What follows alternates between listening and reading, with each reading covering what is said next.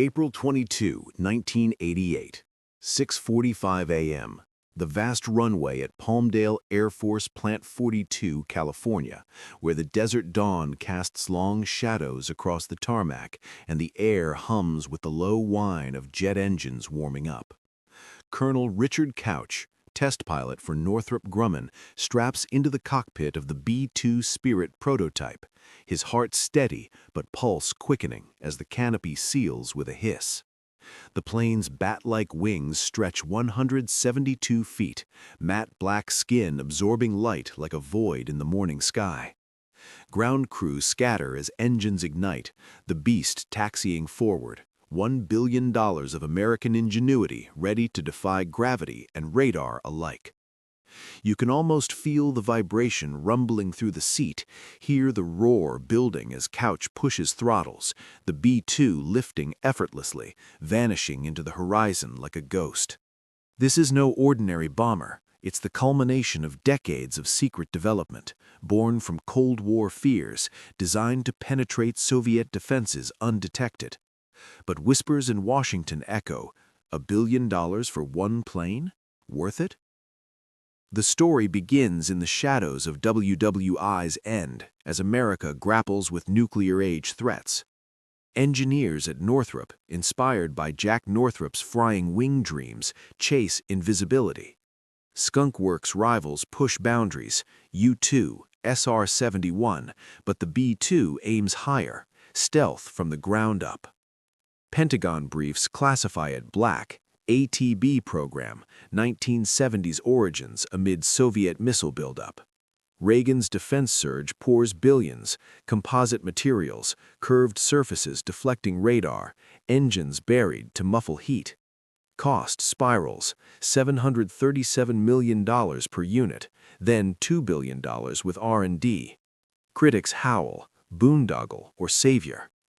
Couch levels out at altitude, systems green. The plane flies like a dream, stable, silent. But back on ground, debates rage. In a post-Cold War world, is this billion-dollar ghost worth the price?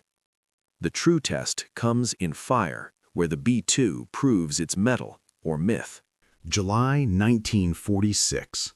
The sun-baked runways at Muroc Army Airfield, later Edwards AFB, California, where the desert heat shimmers off the concrete and the distant roar of piston engines echoes from test flights. Major Jack Northrop, founder of Northrop Corporation, watches his YB-49 flying wing prototype lift off, its sleek crescent shape slicing the sky without tail or fuselage. The all-wing design, dreamed since the 1920s, promises efficiency, range, stability. But as it banks, turbulence hits. The plane yaws violently, nearly stalling. Ground crew tense. Northrop's vision, revolutionary but unstable. You can almost feel the dry wind whipping dust, hear the strained engines as the YB-49 lands safely, but questions linger. Jack's flying wing, fuel-efficient, massive payload potential. But Air Force demands conventional stability. Program canceled 1950. Political pressure, Boeing rivalry whispers. Yet the seed planted. Cold War escalates. Soviet atomic bomb 1949. Korean War 1950. B-36 peacemaker vulnerable to MiGs. Need? Bomber penetrating deep, surviving radar-guided defenses. Northrop revives wing concept.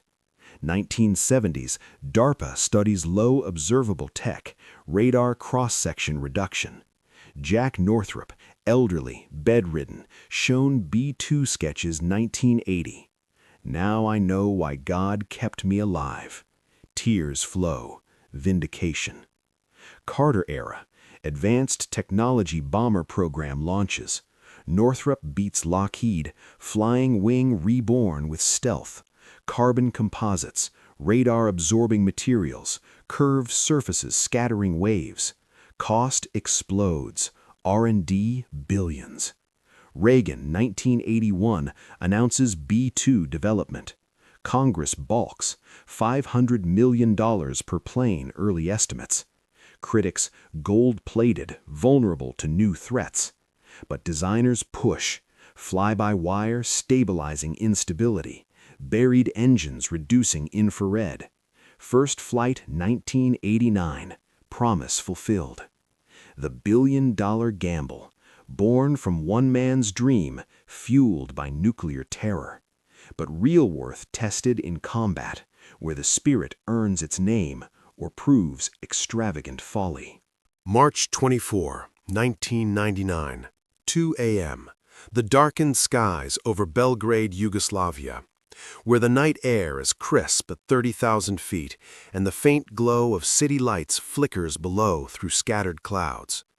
Colonel John J.D. McElroy, pilot of Spirit of Missouri, one of the first operational B-2s, banks gently, the flying wings fly-by-wire systems compensating for its inherent instability. Radar warning receivers silent, no MiGs, no SAMs locking on. The billion-dollar ghost slips through Serbia's air defenses undetected, bomb bay doors opening smoothly as JDAMs release toward military targets below. You can almost feel the quiet hum of the cockpit, hear the soft beeps of systems as McElroy monitors the strike. Precision hits on barracks and bridges, no civilian areas. This is Operation Allied Force, NATO's air campaign against Milosevic. The B-2's debut, flying 30-hour missions from Whiteman AFB, Missouri, round trip to Europe, refueling mid-air, crews rotating in bunks. The worth questioned from day one, Congress slashed from 132 to 21 planes, cost per unit ballooning to $2.1 billion, including R&D. Critics, golden hammer, vulnerable to new threats, maintenance nightmare, special hangars for radar-absorbing skin. But Kosovo proves it. B-2s fly 50 sorties, 1% of strikes, 11% of targets destroyed. First night, bridges, command posts gone. Serb radars blind, SAMs fired at ghosts. Milosevic's defenses crumble faster. McElroy returns, mission flawless. Ground crews cheer, stealth works. No losses, precision minimizes collateral. Pentagon vindicated. In era of dense defenses, penetration without escorts, priceless. B-2s drop 650 JDAMs, pinpoint accuracy. But cost haunts. One plane lost, 2008, crash, $1.4 billion gone. Fleet grounded temporarily. Kosovo success buys time, but Iraq and Afghanistan test endurance. September 11, 2001, 8 p.m. EST.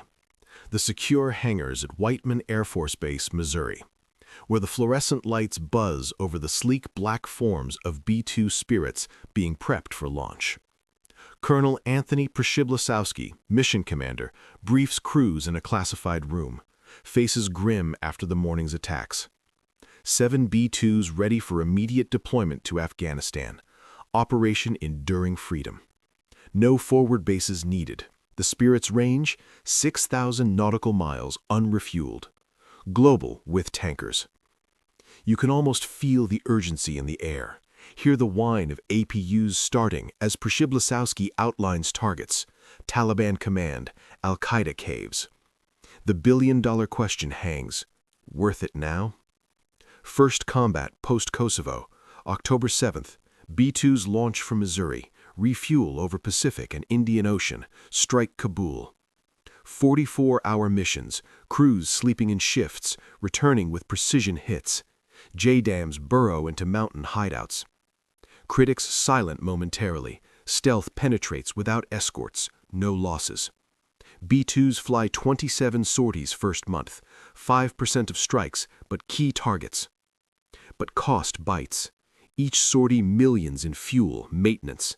Fleet small, 21 planes, one lost 2008 Guam crash, rebuilt as Spirit of America.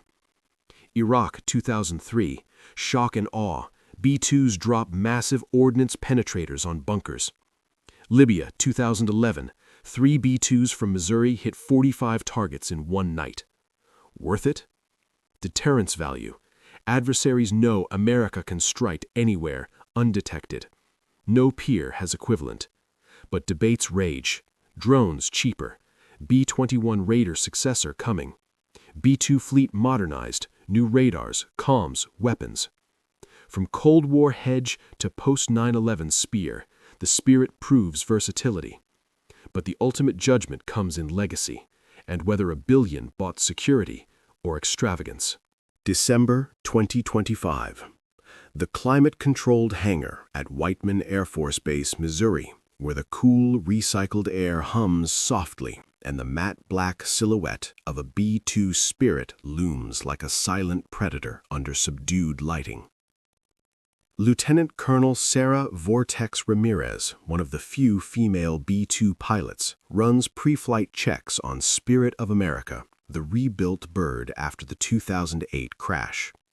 Her gloved hand traces the seamless skin, radar-absorbing coatings pristine despite decades of service. The fleet, 21 strong, upgraded with new defensive systems, satellite comms, capable of carrying nuclear or conventional loads undetected. You can almost feel the quiet power vibrating through the airframe, hear the soft click of switches as Ramirez settles into the cockpit, mission planning for a potential Pacific contingency.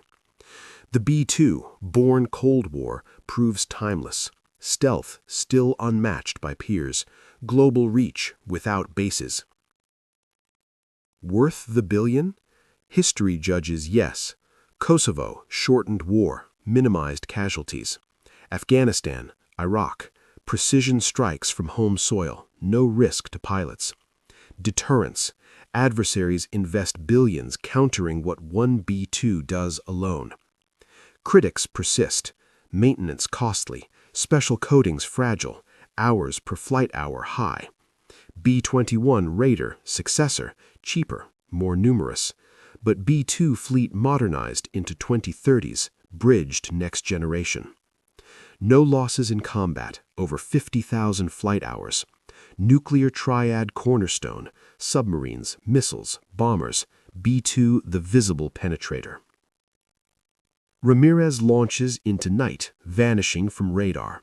The plane Jack Northrop dreamed, America paid dearly for, delivers asymmetric advantage. Worth it? In world of rising powers, stealth bought time, security, dominance.